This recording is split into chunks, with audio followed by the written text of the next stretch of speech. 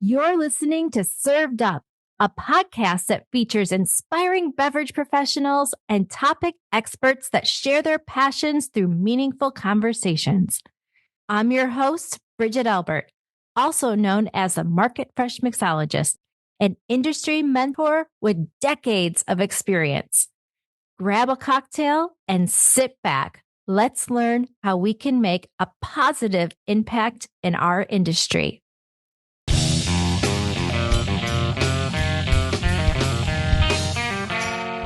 Hey y'all, it's Bridget here. In this conversation, beverage professional icon Robin Nance reminds us that creativity doesn't live in silos.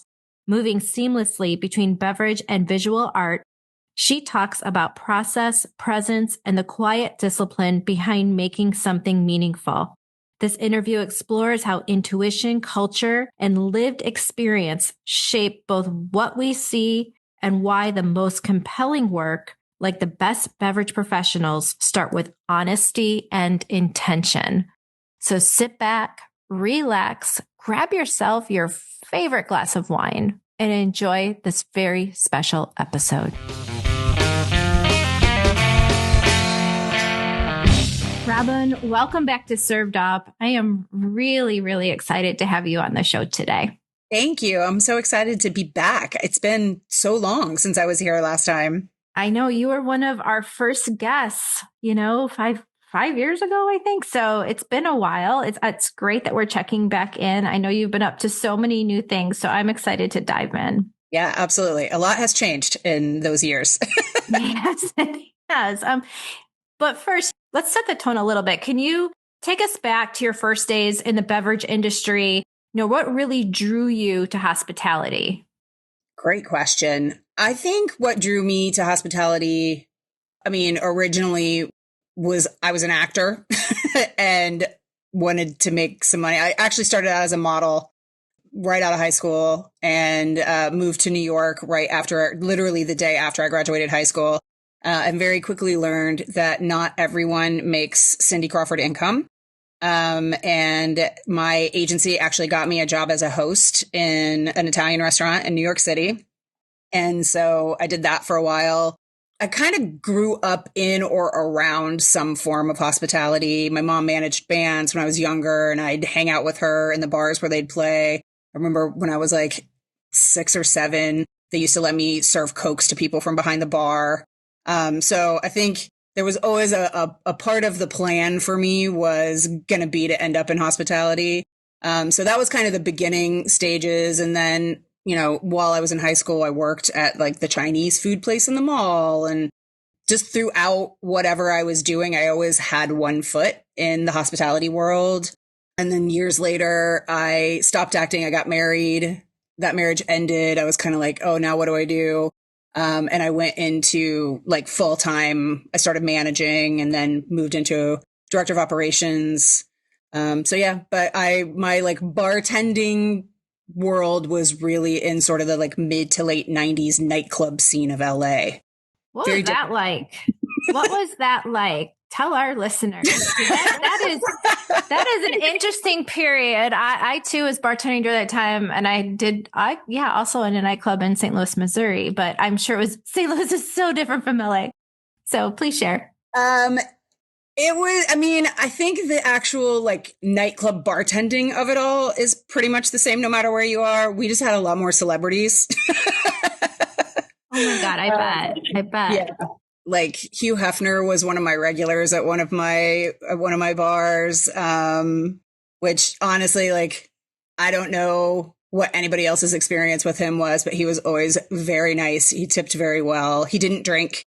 So he would just bring like a bunch of the bunnies and some other people in, and they would hang out. He would drink. I think he drank Diet Coke. I feel like that's what he drank. Interesting. Yeah. But yeah, lots of celebrities. It's funny because I'll tell stories about celebrities now. And it always feels really nonchalant because when you live in LA, I lived there for 20 years. It is the norm. Mm-hmm. And so there are people, I now live in Indiana, Southern Indiana, and I'll be hanging out and telling stories and people are like, wait, what? Like, it's so normal for me. That is so crazy. And you also worked for a very large spirit company as well. You did work for Beam Suntory for quite some time. Can you talk about how working for a large spirit company helped shape your perspective on the industry? Yeah. Wow. How long do we have? Loaded questions, I know. No, I mean, in a good way. Like, I'm so grateful for those years. A little backstory. I had opened a Scotch craft beer and steakhouse in LA, and a gentleman named Johnny Mundell, who I know you know, but the audience probably doesn't, had come in with his wife on opening night. And he told me, he's like, I never go to places on opening night, but we were coming back from a trip and I was just curious. And basically he sat at the bar and we were slammed. And I just kept sending Bowmore across the bar, like, because we were Scotch and it was early in those whiskey days. I think 7 Grand may have been the only other whiskey bar at that time. And they were still pretty new. And so people just didn't really understand whiskey of any kind. It's like that kind of boom hadn't happened yet. So we ended up getting really close. He came in and did some education for the team. And I separated from that group and went to a place. He calls it my Bobby Ewing years. Again, I'm going to date myself. He's like, you went and served tequila to people and then we thought you were dead, but later, we woke up in the shower and it was all a dream. If you don't get that reference, ask your moms or dads about Dallas in the 80s. I moved to Chicago right after that job. Would have been late 2012.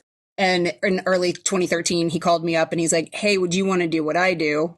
And I wasn't sure what that was. But basically, they hired me to be a brand ambassador for Morris and Bowmore. At the time, a subsidiary of Suntory. Long story short, Suntory bought Beam and we all got kind of rolled up in. So that's how that kind of corporate beverage career started, because Morris and Bowmore was very small. It felt like an entrepreneurial small business. And it was definitely culture shock moving into like that big Beam corporate world. So I learned so much. Like I didn't go to college. I definitely, that kind of job was never on my radar. And all of a sudden here I was in it. So I was able to learn a lot more about the business of the business. I think I came in with a lot of knowledge about the bar industry, like behind it, the business of running bars and restaurants. So I felt really confident in that. And my love definitely leaned trade. Like I've always been, I appreciate consumers. I've done consumer events, but like my knowledge base was really in hospitality. Mm-hmm. So being able to spend time in that corporate structure and, I don't even think I can articulate what all I was able to learn, the career I was able to build, the support I was given. It really helped me, over a decade grow into a career I never thought I'd have. I mean, when I was laid off at the end of 2023, I was at the director level without a college degree. So I feel there's something to say about that.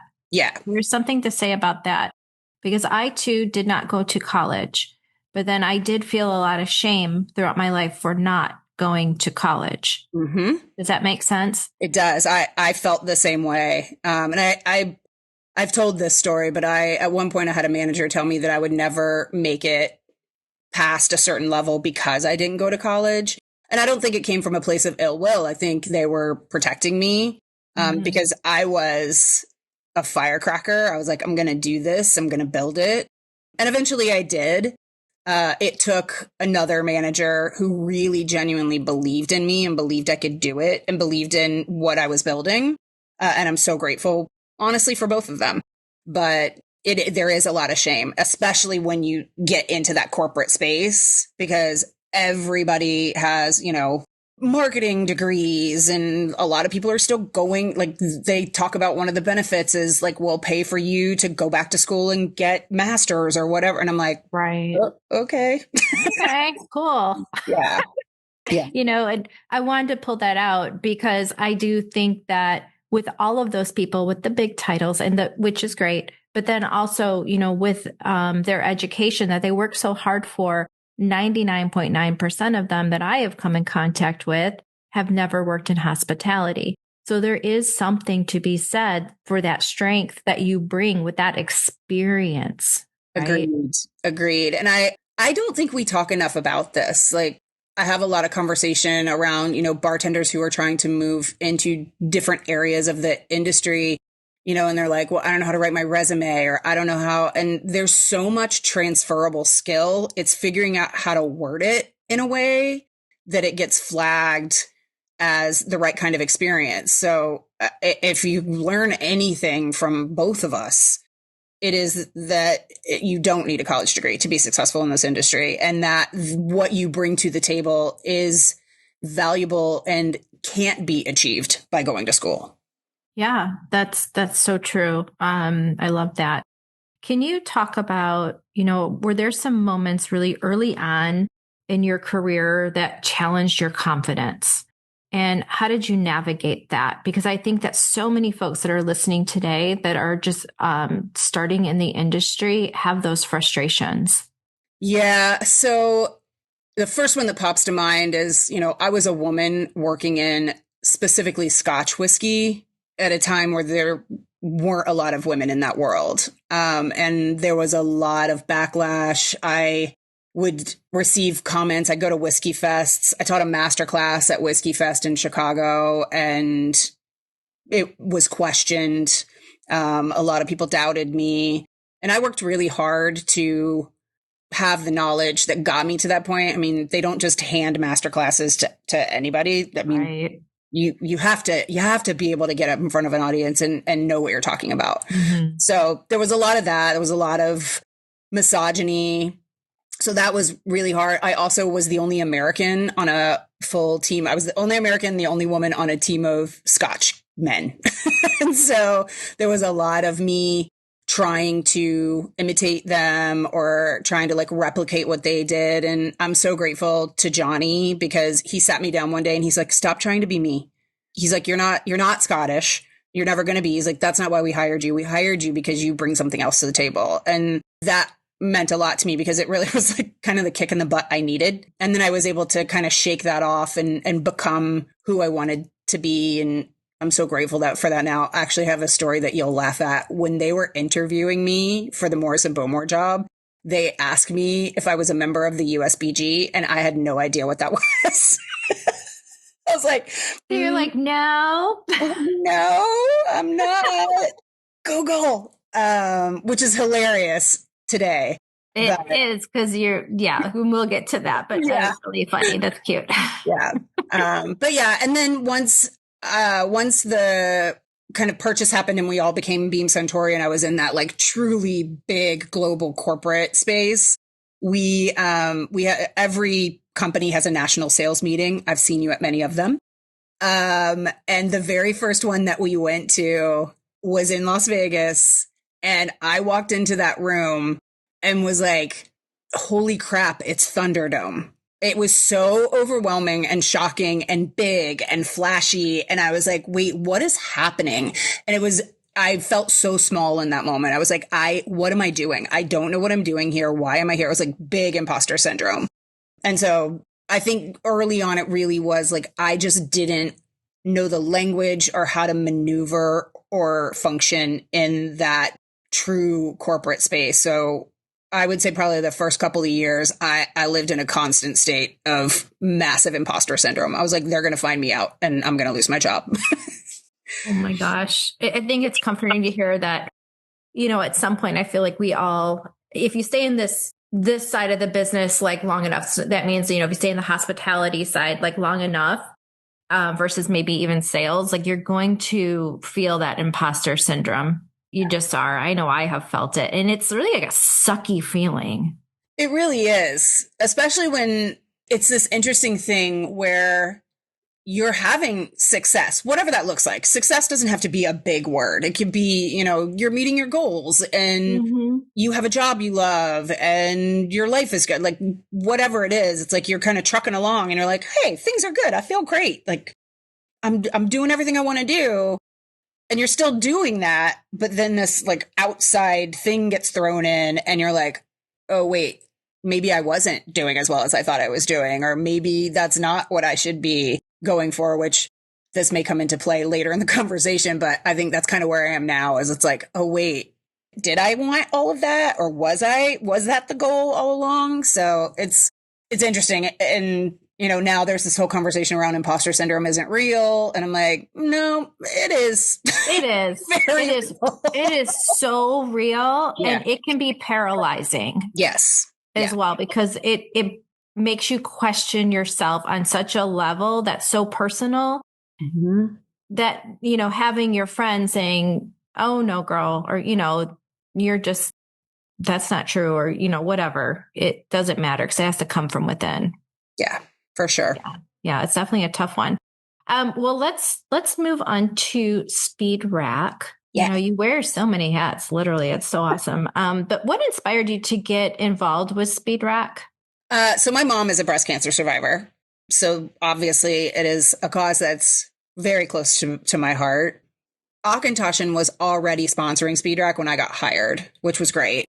And then we remained a sponsor. The brand's kind of evolved over time, but we remained a sponsor. And then I want to say maybe 2017, 2018. Everything's a blur. Time is a flat circle. They reached out and asked if I would MC. So that was super fun. I loved that. It's also terrifying. If anybody's ever seen me MC Speed Rack, I am literally terrified the entire time.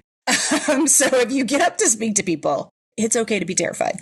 And then when I made the announcement that my last day at Beam Centauri was going to be whatever it was, December 31st of 2023, I literally posted my post on Instagram, and I think Ivy and Lynette called me or texted me and was like, hey, can we talk to you within like 15 minutes? And they were like, will you come work for us and be the event and strategy director? And I was like, absolutely. I love it. It was great because, looking like in the moment, getting laid off is obviously devastating, but it was time. It was the right thing. Like I'm so grateful. Honestly, it was kind of the universe steering me where I needed to go. And SpeedRack's great because it's a contract role. It's a lot of work, but it also doesn't take up my whole year. So I'm able to do other things. I've known Ivy and Lynette for so long. We've become very close friends, and we launch our 14th season at the end of this month, which is incredible. I mean, it's still going. People love sponsoring it. Like, sponsors are so excited because of the what it does, the messaging. We've raised almost $2 million for breast cancer research, and it's an incredible thing to be a part of. I love the events. I didn't get to travel with it last year except for a couple, and I missed it so much. So I'm excited to be back on the road this year. I'll be at all of them. Yeah, the cause, the way that it's set up, like getting to work internally on it and learning how the system is set up. It's just so beautiful. Like, the fact that we've been able to raise that much money as a hospitality community really means a lot. Yeah, it's pretty incredible, their work. I mean, it's no one does what they do. For that. But I can't believe it's been 14 years. What the hell? I remember the first one in Chicago. I was there. I can't believe, yeah, that's a long time. My God. Can you share a story maybe from Speed Rack that either inspired you or even surprised you? Oh, I also have been there, I think, since season 2. So there's been so many.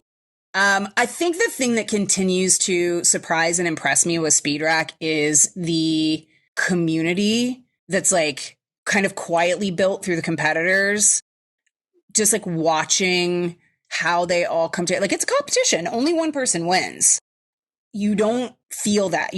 There's not like this weird competitive edge to it. Like, they all practice together and support each other. And all look down, and all of the people who went through prelims will be standing at the front of the stage cheering the loudest for everybody that's competing on stage. And I think, we talk a lot about community and we talk a lot about mentorship in the hospitality industry, and it can get blurry. It can get fuzzy, and sometimes it's not without challenges.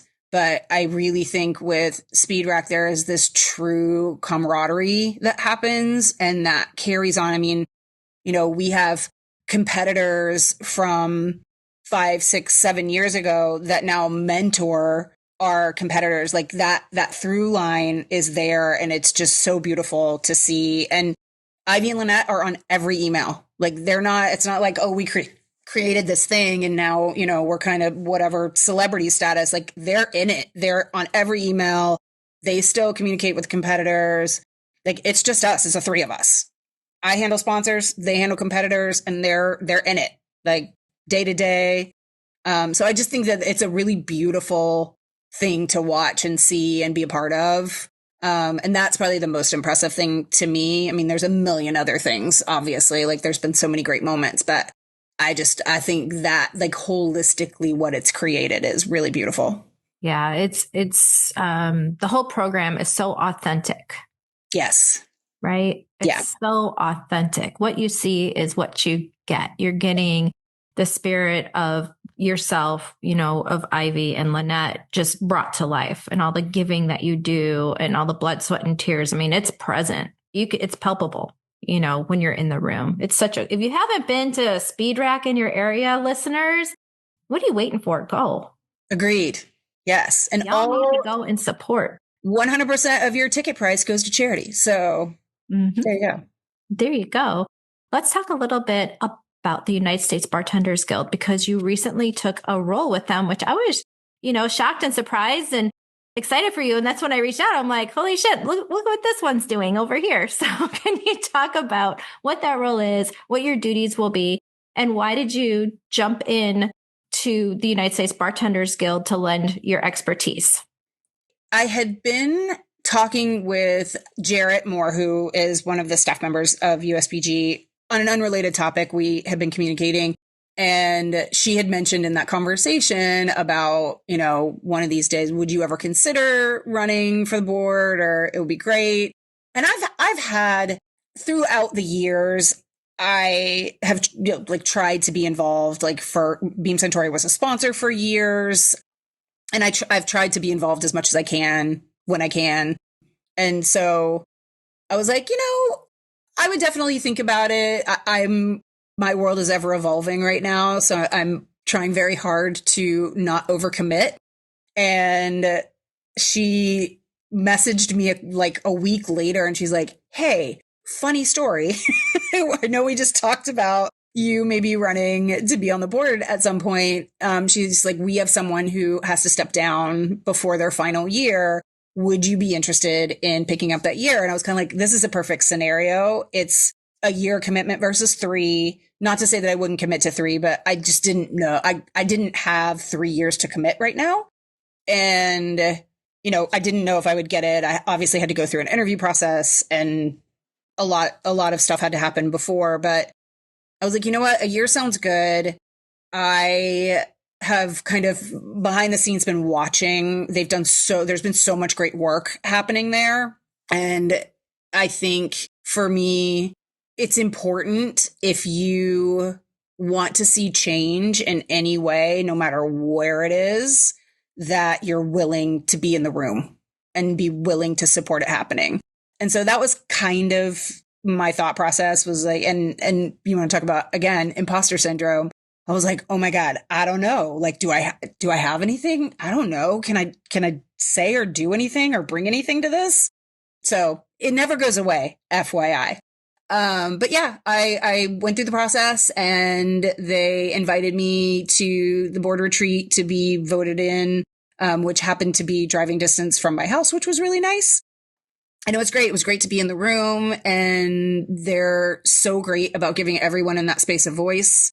And if I can say anything, it is incredibly impressive how much passion and how much work the folks who, I mean, I'm brand new, so take me out of this. The people that have been there and are committed and know everything that it has happened and is going to happen. They are doing such an amazing work. And I'm actually really proud and really excited to be a part of it. So that's wonderful to hear. And, United States Bartenders Guild will always hold a very special place in my heart, even through all of their growing pains and where they are today, I think is just astounding. It really is. And then, when I look at the United States Bartenders Guild, I've always said here in the US, it is a very young organization. yes. When we look at some other organizations that have been around for much longer and, have come as well, that are underneath a big umbrella, which the United States Bartenders Guild is under the IBA, which is the International Bartenders Association. Of course, you're going to go through growing pains. Of course, you're going to go through learnings. And our industry continues to change and grow and become more diverse and more accepting, and just so many beautiful things are happening. So I love that the United States Bartenders Guild is really taking a moment to be part of that. Yes, I agree. So I'm happy you're a part of it, and I can't wait to see what you do. I think it's wonderful. Let's talk about your creative work, because something that I signed up recently for was your newsletter. I am so excited. I love following your art, lady. It's so cool. I don't know if listeners realize, but Robin Nance is an artist, and she has really discovered her voice for this style of creative work. And if you haven't followed her, which we will talk about as well, you must check out all the beautiful work that she's putting forth. And so I would love to talk to you about, what really inspired you to put your artwork out there. That's incredibly brave, because that's personal. It is. And it was terrifying. And it started out, it was never supposed to go anywhere. Well, so my photography is different. I actually was a headshot photographer when I lived in LA, and I have always kind of had that itch to pick my camera back up. And you know how it gets, like you get busy and things fall away, and it's usually the things that are probably best for you. So when I got laid off, I was like, I'm going to pick my camera back up. And I kind of went through this process of, obviously I have a ton of connections in the industry, and I was like, oh, I'll be an event photographer. And so that first tails, I got hired to do a ton of event photography, and it was great. Don't get me wrong, but that is not my specialty. And I think it's important to kind of know your niche. And there are incredible people out there that everyone should hire for their events. I am a portrait photographer. I'm a documentary photographer, and a lot of other photographers are that too, but I really love shooting people. So if you need headshots, I got you. But I started doing that. And then in February of 2024, which would have been 2 months into being laid off, I came across this thing on Instagram called Febrillage, which is a month of prompts. You get a prompt every day and you create a collage based off, it's one word. And I was like, I'm going to do this. I hadn't collaged since I was a kid. Like I might've made a vision board every now and then, but I literally was like, I'm going to do this. And so I made 28 collages, and you post them on your social media. And I was like, oh, I really like this. And then some of my friends were like, you're kind of good at this. And I was like, okay. So I started doing a ton of like mixed media. And if you get excited about something and you make a lot of it, you get a backlog. And I was like, what am I going to do with all this? So I started making prints of my work and just selling them here at Wine Shop, which we can talk about if you want, just to basically like move through some of the pileup of art that I collected. And then in June of this past year, in May, I tore a tendon and I couldn't walk for a month. And that is a whole other thing. But I just sat down one day. I was like, I'm going to start drawing instead of scrolling on my phone. I didn't draw. I've never drawn. I've sat with my friends at like craft nights and they're all drawing. And I'm like, it's so good. I draw like stick figures. So I started drawing, and I have drawn every day since June, and now I'm selling my drawings. So I just got better and better. It's a muscle, and I just started practicing, but it is my happy place. It is how I relax. I spend so much less time on my phone. In my corporate days, I was the person who was like, we'd be talking, I'd be on my email. Like I was the fast responder on email. And there are days where literally I might not pick my phone up. I just create all day, which is incredible. It's an incredible feeling. Obviously, like we have to work, we have to do stuff, but I don't know. I feel like I was guided to it because like, why did that come up in my social media? Why did I decide to do it? Why did I commit to it? Why have I continued to commit to it? And I think that I have always been a creative person and it's really starting to just come out of me now. And I love it so, so much. What are some of the reoccurring, like maybe symbols or motifs that you are experiencing throughout your art? I find that my collage tends to be a little more like deeper messages. I do political pieces for sure. My drawing is where I have more fun. I draw a lot of animals. Most of them look like I probably did in my corporate career. They're very stressed out. Big eyes. I know. They're cute though. They're fun. People love them. Yeah. So I think in my drawing, it's I do a lot of flowers and I do a lot of like super funny, fun, cartoonish animals. But definitely in my collage, I feel a little more free to kind of underlie messages. I have a collage that represents school shootings. I have definitely some different, like one of the words was chaos, and I did like the actual chaos symbol, and it's just bits and pieces of like the flag and our Constitution. So there's always sort of an underlying message in my collage. Not always, a lot of times. My drawing is definitely where I'm a little more free and fun. Yeah. I mean, art, especially the art that you're doing, is another form of storytelling. Yes. Right. And you've always been such a terrific storyteller through your education that you would, put out there for hospitality, whether it was on Scotch or even getting folks ready for Speed Rack. And so I love that you really dive into the deep political topics through your artwork, which has to be therapeutic. It makes me want to pick up a paintbrush. It would help me sleep better at night with all this shit going on in our country. Yeah. Honestly, I mean, I think too, creativity is such an act of rebellion. And even if you're never going to even if no one ever sees it, just do it. If you're called to do it, just do it. Like and honestly, I'm very much in I try really hard to thrift as much as possible. Like markers and things like that, it's a little harder. Like those need to be new. But right. I mean, all my collage, like I thrift old magazines, go to yard sales. I buy canvases at Goodwill that are completely wrapped, brand new. So there is a way to do it that's really affordable. But if you feel called to create anything, do it. Just do it. Yeah. Yeah, I agree. Because I do feel like we're going through a very painful time in our American history right now. So if you find art to be therapeutic, do it. And it might be music. It could be with a paintbrush, but just freaking do it. Agreed. Yes. Let's talk about your wine shop. You just have so many things happening, and so I want to let our listeners know that, Robin and her partner open a wine shop, and it's not like a Binny's, or if you live here in the Midwest, like a Jewel Osco where you'd run to the grocery store and be overwhelmed, right?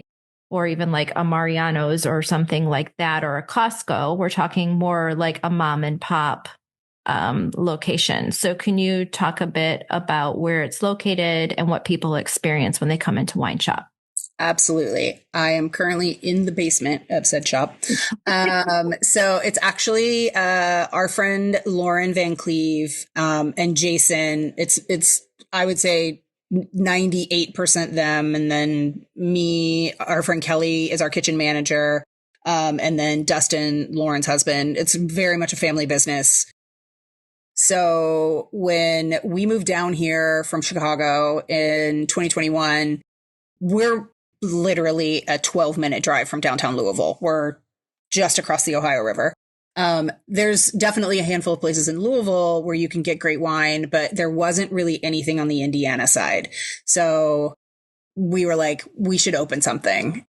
We weren't sure if there would be a market for it. A lot of the palate of Indiana is specifically Indiana wine, which is very fruit forward, very sweet, a lot of different flavors, things like that. Nothing wrong with that if that's what you enjoy. But, we were wine drinkers, classics. I love an Albarino. I can only drink white wine, so I could dive deep into the white wines. And I was like, it'd be really nice to be able to just like run down the street and pick up a nice bottle of wine. So a year later, Wine Shop opened. It is both a bar and a store. So it's called Wine Shop. It's very on the nose. And we have a dual license plus a catering license. And yeah, you can just come hang out. We kind of built it and set it up to be, we wanted it to feel like our living room. It's big, obviously, so it's not truly, but we have like little pods of spaces to sit with a huge patio. And it really is, we try to make it as welcoming as possible. We're very clear who we are and what we stand for and what we will and won't tolerate. We have a great sign that says, all y'all are welcome, but you better act right. Love that. Yeah. Our bar manager is a taxidermied raccoon named Albarino. That's so cute. Who sits directly under that sign with her vicious smile. We love her. But yeah, it's just a cool spot. We have a group that comes in and plays mahjong and sits for hours. We have a silent book club where they can come and sit silently and read. We have little signs that, if you don't want to talk, you can put that sign in front of you and say, I'm reading my book, please don't bother me. Or the other side is like, yes, I'm willing to talk, or I want to talk about my book. So we really just try and make it a comfortable, I don't want to say safe space, because you can't have a truly safe space anytime outside people are a part of the equation, but we try to make it as welcoming and comfortable as possible. And we definitely will not tolerate bull crap. I don't know if I can curse on here. I curse constantly. Of course you can. You can curse. Bullshit. We won't tolerate bullshit. I think I've cursed 3 times already on the show. Of course you can. Come on. Yes. I curse a lot. So anytime I'm like in a public forum, like, watch it, girl. I can't stop. Yeah, I know. What the I fuck? love it. It's just gonna happen. It's freedom. It's freedom of expression. But yeah, I love it. I love hanging out here. I think, as someone who worked in bars for so many years, I'm sure you know this, like there definitely comes a point where you're like, I don't want to go there. I need a break. And I don't ever feel that. Also, my art studio is in the same building. So I am here a lot. Can folks visit your art studio, or is it just a place for you to create? It's just a place for me to create, but a lot of times my art is hanging in Wine Shop. So kind of you can see it. And then right now I actually have some stuff hanging at the hair salon where I get my hair cut, which is a block and a half away. So very nice. Yeah. Very nice. What do you hope that people take away from your journey, Robin, about your creativity, your resilience, and most of all, following your passions? I think the thing that has really resonated with me, and this is the thing I hope everyone realizes, it's never too late to do something different. And that goes in a lot of different directions. You can always change your mind. You can try something for a week and be like, this isn't for me. And also, I think you can probably guesstimate my age based on some of the conversation around when I was bartending in the world. I have literally started over 40 twice, and it's been great. And I think, we're taught that there is this path that you have to follow, and, you go to school and you graduate and you get a job, and then you move up through that job and you keep making more money and you get more titles, and then you retire and you die. And I think it's okay to do that if that is what you want and that's the path you take and that's what you enjoy. But it's also okay to have 50 different paths. And it's so funny. I talk about this a lot. there's a TikTok that I watched, I think maybe the week after I got laid off. And it's this woman who does incredible yoga while telling you an important message. And she talks about there's two stories of your life. One where you're climbing the ladder, and she kind of goes through the whole process. And she's like, and then there's one where the ladder is leaning quietly against the side of your house and you're sitting on your porch with the people you love, having a coffee and reading and laughing. And I was just like, I think I've had both ladders, and I'm in the leaning phase of my life. Yeah, so me too. And it's not that I've given up. It's not that I'm like going to retire or I'm ready. It's just, urgency is not a part of my life anymore unless it's truly urgent. Yeah. And I think we feign urgency a lot in our culture, and busy has been, this badge that's been awarded to people. And it's like, I tell people now, I'm like, my nervous system is so regulated. Well, I knew you when it was not. I can honestly can say that. I worked with you during that whole time, and I can say, like, I don't know if there's another word we can create for busy for what your life was like. Because busy is an understatement.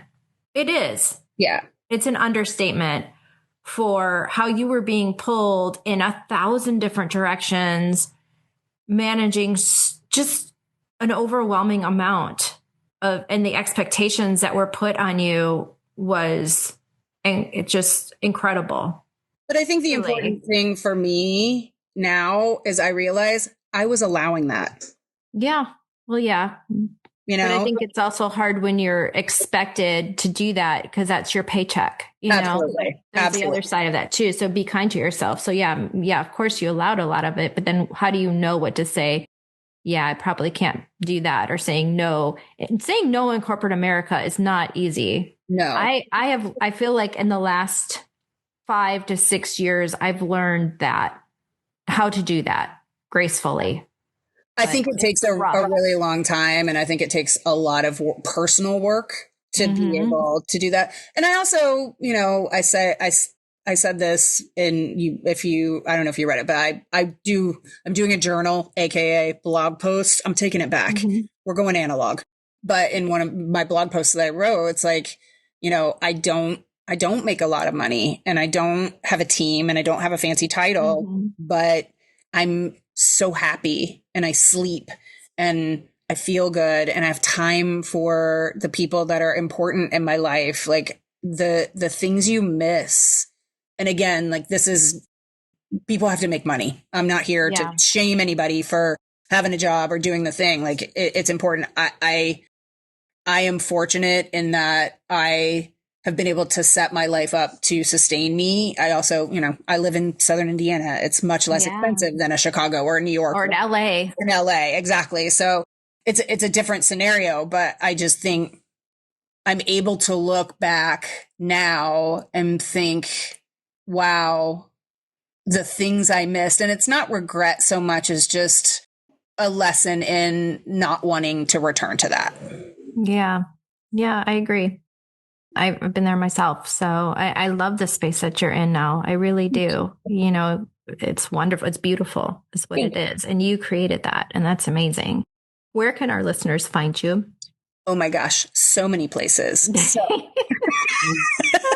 we're going to try and narrow that down. So I'm going to give you the important ones. So I just launched my website, robinnance.com.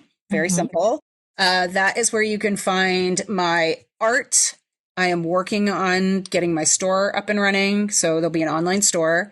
I also have started writing. I'm in the process of writing a memoir. What? I know. This is exciting. Impressive. You heard it here first. I have said it to people. I have not said it in a public forum that other people will hear. So the blog/journal on my website is really practice for me to get better about honing my voice in my memoir. But we are deep into the writing of a memoir. And so that's where you can find a lot of stuff. That's where my newsletter is. And then on Instagram, it's Robin_Nance_. That's my main page. All my other pages are at the top of that, so I won't go through them all, but there's an art page, my photography, I also have a photography website, which is just robinancephotography.com. And then I am on TikTok. I just posted my first my face talking to the camera TikTok yesterday. Hot off the presses. Ooh. And it's Piebird Studios, which my LLC is Piebird Studios, which is kind of what houses everything I do. So it's a lot of places. I can't wait to see what you do next. And when you publish your memoir, will you come back? I would love to. I will read it. Yes. Thank you. I'm going to read it. And then I'm going to watch you on Netflix when they make a series about it, and I'll binge watch you. Perfect. Because I just know like little nuggets about your life. And I know some of them you have not mentioned here, but I mean, I think it's going to be very inspiring and interesting and shocking. Yes. Yes to the last one for sure. I hope so. I am not writing it for any other reason than I think it's important for women to get their stories down on paper. I don't think enough women tell their stories. And so for me, it's not even about it being a book or getting published. That would be great. But it really is like, I want to put it down, and hopefully, young women who read it will hear my story and be like, oh, okay, cool. I'm not doing so bad. So, well, I think that they would come out your story like, I'm inspired. Thank you. Because you are inspiring. Thank you so much. I talk about you a lot behind your back, and it's all good. Well, thank you. I appreciate it. I always think about you as well. So yeah. But with that said, I want to just wish you just some great health and a lot of peace. And thank you for being on Served Up. I'm excited that you promised it. Now I'm going to say you promised. You said you'd come back. So I'm going to have you back on the show. Yes. Thank you so much. It's always an absolute joy to spend time and talk to you. So thank you for having me. Thanks for listening. Served Up is brought to you by Southern Glazers Wine and Spirits. Produced by Zunu.online. Music by We Killed the Lion can be found on Spotify. Make sure to subscribe to be notified of our future Served Up episodes. Cheers.